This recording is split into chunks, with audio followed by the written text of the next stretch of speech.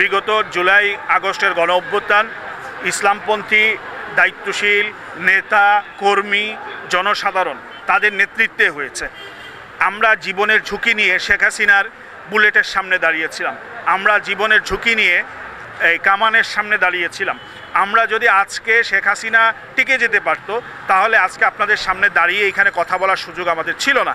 আমরা কোথায় থাকতাম হয়তো বা আপনারা সেটা জানতেন না।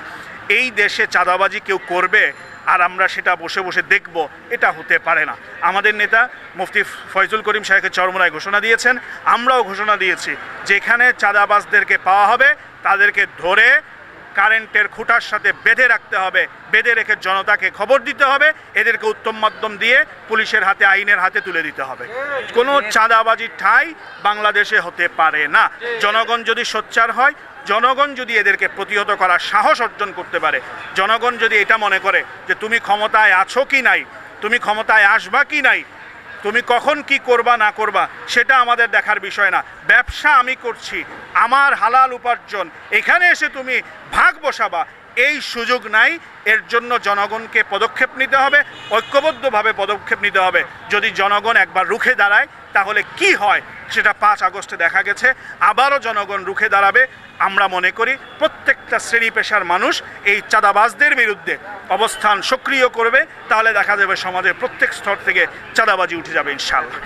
স্বৈরাচার প্রতিরোধ দিবস উপলক্ষে এবং পিআর পদ্ধতি নির্বাচনের দাবিতে এবং যারা শহীদ এবং আহত আছেন জুলাই আগস্টের গণ অভ্যুত্থানে তাদের পুনর্বাসন এবং তাদেরকে রাষ্ট্রীয়ভাবে ক্ষতিপূরণ দেওয়ার দাবি, এবং বিগত দিন আপনারা দেখেছেন গোপালগঞ্জে আমাদের জুলাই যোদ্ধা যারা ছিল, সম্মুখ সারির যোদ্ধা এবং প্রকৃতপক্ষে নেতৃত্ব যারা দিয়েছিলেন, তাদের উপরে যেই ন্যাক্কারজনক হামলা হয়েছে তার প্রতিবাদে আমাদের আজকের এই ছাত্র আন্দোলন, ইসলামী ছাত্র আন্দোলন বাংলাদেশের কর্মসূচি, বিক্ষোভ মিছিল। নির্বাচন যে কোনো মুহূর্তে বাংলাদেশে সম্ভব, কিন্তু যেন তেন নির্বাচন দিয়ে এই ইন্টারিম গভর্নমেন্ট চলে যাবেন, এর জন্য মানুষ এই ইন্টারিম গভর্নমেন্টকে বসায় নাই এবং এই গণ অভ্যুত্থান সৃষ্টি হয় নাই।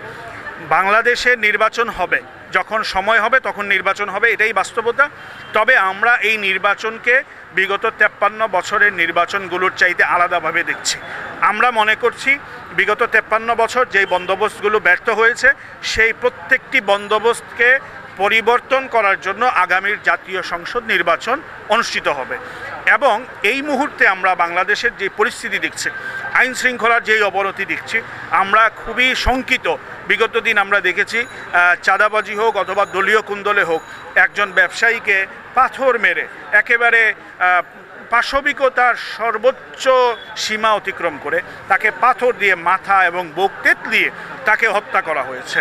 আজকে দেখা যাচ্ছে চাঁদাবাজির অভিযোগ আসছে এমন পর্যায় থেকে যেখানে আপনার চাঁদা না পাওয়ার কারণে ধর্ষণ হচ্ছে, যেখানে বিয়ে না দেওয়ার কারণে ধর্ষণ হচ্ছে, যেখানে জায়গা জমি দখল এগুলো অহরহ হয়ে গেছে।